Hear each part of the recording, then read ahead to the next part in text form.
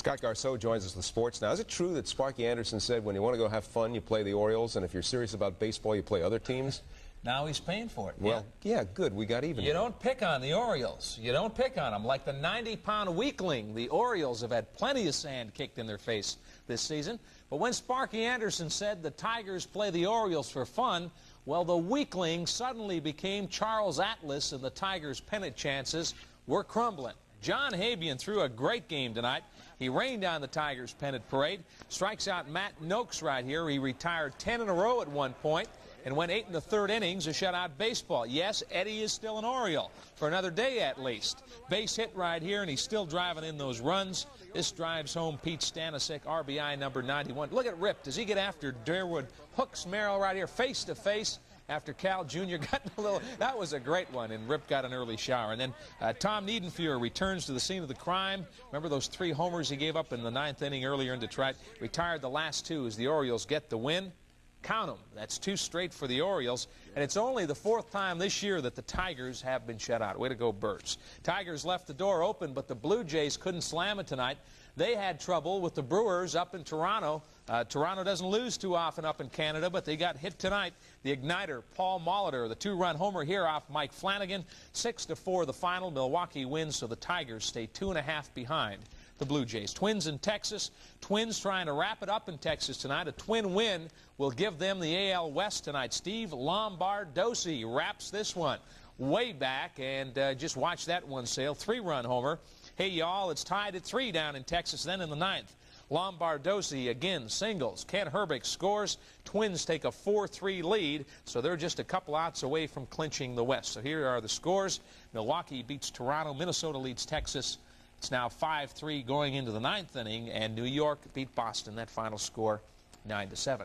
The Cardinals lead the National League East by 2 games. They had the night off, but the second-place Mets at the Vet in Philadelphia. Howard Johnson, Hojo, the man of Cork, but they never catch him.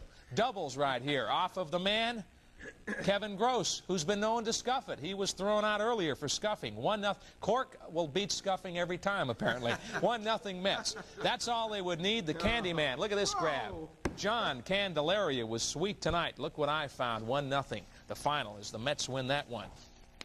San Diego 0, San Francisco 1 in the 3rd. If San Francisco wins that game, they are the champs in the National League West. And the other note in that game, Benito Santiago, the rookie, is now hit in 30 straight games. He's approaching that 39 that Molitor did earlier this year. Now the Redskins scab team will be quarterbacked by Tony Robinson, who was convicted last year for peddling cocaine. Robinson has been cleared to play following a meeting with Commissioner Pete Rozelle. The strike is now in its 2nd week with no settlement in sight.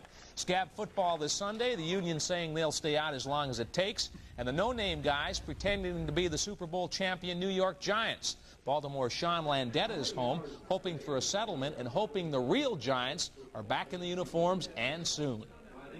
We don't want to see other players play games in our place and have our outcome, determined by their play. That's the most important thing. We want to play and determine our own destiny. So, these scab games are something we don't want to see happen. And some have said that the Scabs could do the same thing the Giants have done. They're 0-2 so far. Another baseball note for you. Kansas City third baseman Kevin Seitzer singled in the 1st inning tonight. He became only the 13th rookie in Major League history and the first since 1964 to get 200 hits in his first season. 8 other players have done it recently. The last to reach 200, however, Tony Oliva of the Minnesota Twins and Richard Allen. Call him Dick Allen back then, 201 for Philadelphia, both in 1964. And Dick Allen's the man, famous line about AstroTurf. He says, if a horse can't eat it, I don't want to play on it. And he's right. That's, yeah, I don't want to see him play on it either. Thanks. Right.